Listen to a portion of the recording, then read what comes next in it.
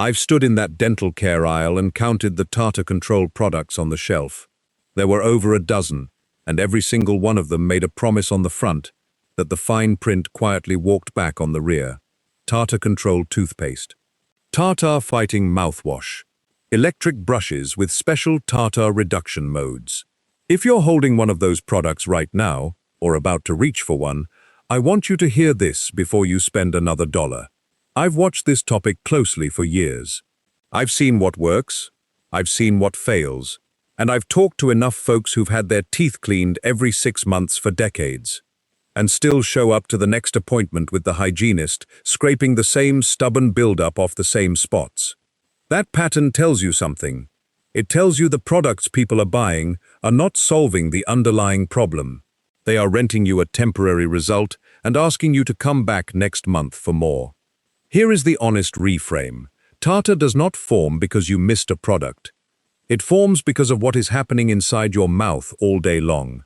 The environment, the minerals, the foods, the habits. The Amish have understood this for generations, not because they studied it in a lab, but because they had no other option. They couldn't buy their way out of the problem. They had to prevent it at the source. And the rate at which they hold onto their teeth well into old age is something worth paying attention to. By the end of this video, you will know exactly how tartar forms, what actually stops it before it starts, and which everyday habits, most of them costing almost nothing, have been keeping mouths clean months for the past 30 years.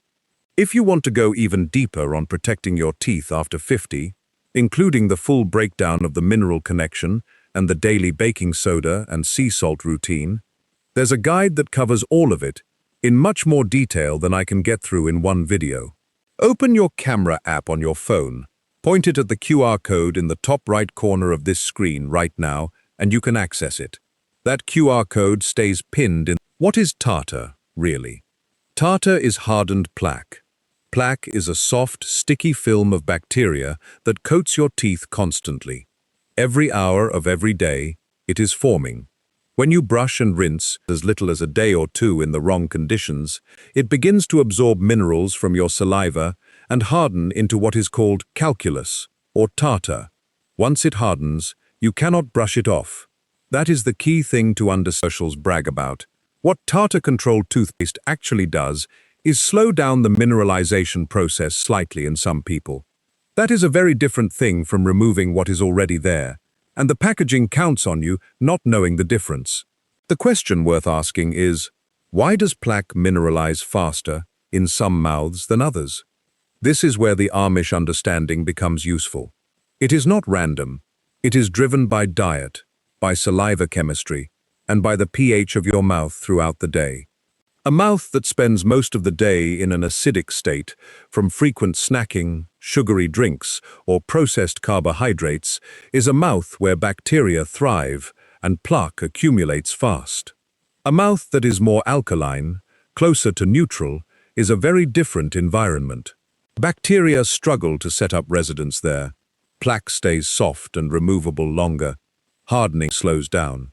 The Amish diet has always leaned toward whole foods, prepared simply, eaten at set meal times, rather than grazed on all day. That pattern alone changes the mouth's environment dramatically. Every time you eat, especially carbohydrates, the mouth's pH drops for a stretch of time. If you're eating something every hour, you are keeping your mouth in a low-grade acidic state nearly all day. Most folks don't think of snacking as a dental habit, but in my experience, it is one of the biggest ones. Spacing your meals out, reducing the frequency of eating, rather than necessarily the amount, gives your saliva time to do its job, which is to remineralize and buffer the pH back toward neutral. That is not a product. That is just timing. The next thing the Amish have used for generations is oil pulling, and I want to be honest with you about what it does and does not do. It does not dissolve tartar that is already hardened. Nothing you do at home will. But what it does do is reduce the overall bacterial load in the mouth, coat the gum line with a thin protective layer, and pull debris out of the small spaces between teeth where a toothbrush barely reaches. Traditionally, this means swishing a tablespoon of oil, coconut oil or sesame oil both work, through your teeth for 10 to 15 minutes in the morning, before eating or drinking anything. Not gargling, just gently pulling it through your teeth, like a slow rinse. Spit it out into the trash, not the sink. It will clog the drain over time. Then rinse with warm water. That is the whole method. Nothing to buy except a jar of oil that runs a few dollars and lasts months. I've done this consistently, and I notice a real difference in how clean my teeth feel, and more importantly, in how little buildup accumulates between brushings. Now here's something I want you to hold on to because it comes up in the next section, and it connects directly to the tartar question. The alkalinity of your mouth is something you can actively manage. Keep that thought, because the method I'm about to walk you through is the most practical daily habit in this whole video, and it builds on exactly that idea. Baking soda. Plain, cheap, ordinary baking soda has been used as a tooth cleaning agent for well over a century, long before the toothpaste aisle existed. And it works for a specific chemical reason. Baking soda is alkaline. When you brush with it, you are directly raising the pH of your mouth, making it hostile to the bacteria that create plaque. You are also providing a mild, non-damaging abrasive that scrubs the surface of the tooth without scratching enamel. Research in this area has been fairly consistent over the years. Baking soda does reduce bacteria counts and does slow plaque accumulation. The Amish have used it mixed with a small amount of fine sea salt for generations.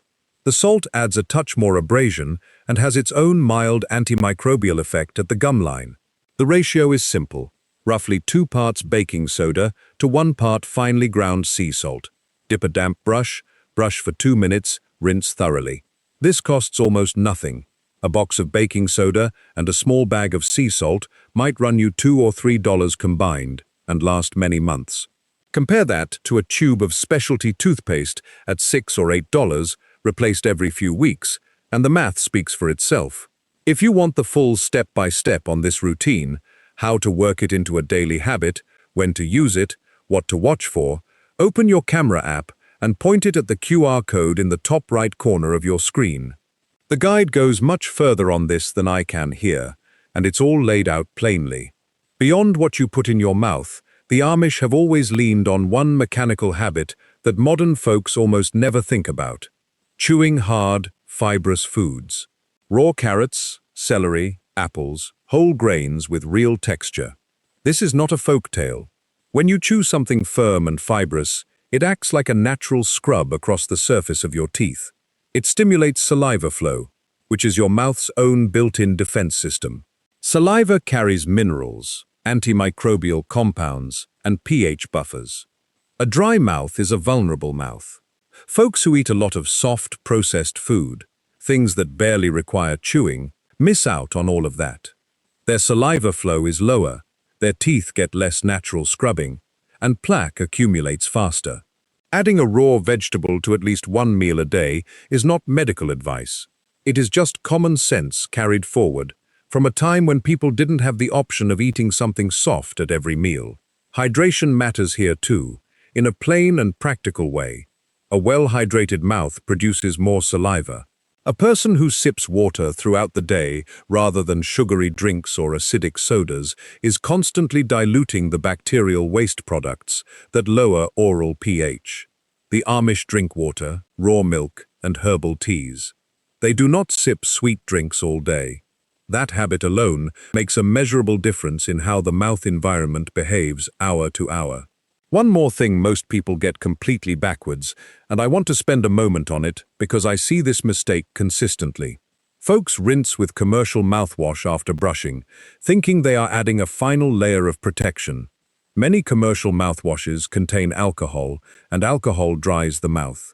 A dry mouth produces less saliva. Less saliva means more bacterial activity, faster plaque formation, and faster tartar buildup. So the very product being used to fight plaque is quietly creating better conditions for it. The Amish never used alcohol-based rinses.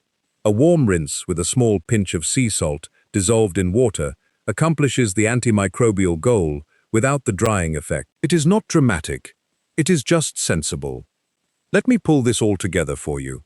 What the Amish do is not one magic trick. It is a system of small, consistent habits that keep the mouth environment inhospitable to the bacteria that cause plaque and tartar. A whole food diet, eaten at mealtimes, not grazed all day. Daily oil pulling to manage the bacterial load. Brushing with baking soda and sea salt to keep the pH alkaline. Chewing fibrous, hard foods to stimulate saliva and scrub surfaces naturally. Drinking water instead of acidic or sweet drinks. Rinsing with salt water, not drying alcohol rinses. Any one of these habits helps. All of them together is what keeps teeth clean for a lifetime without a scraping tool. There is no money in teaching someone to use baking soda and drink more water. The dental care industry makes its money when you come back every 6 months for a cleaning that pulls off the tartar that the habits you were sold failed to prevent. That is the cycle. You now know how to step off it. This week, swap your rinse for warm salt water and add raw vegetables to at least 1 meal a day. Next week, start the baking soda and sea salt brushing routine, even just once a day to start. This month, try oil pulling in the mornings 3 or 4 times a week, and notice what you feel at the gum line after a few weeks. These are not difficult changes. They are the kind of quiet, careful habits that compound over months and years, in a way that most products simply cannot match. If everything we covered today, the mineral connection, the reasons teeth weaken as we age, the baking soda and sea salt routine in full detail, if you want all of that in one place so you can come back to it, open the camera app on your phone right now and point it at that QR code in the top right corner of the screen.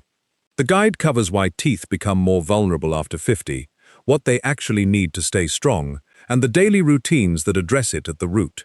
Scan it, and it's there whenever you want it.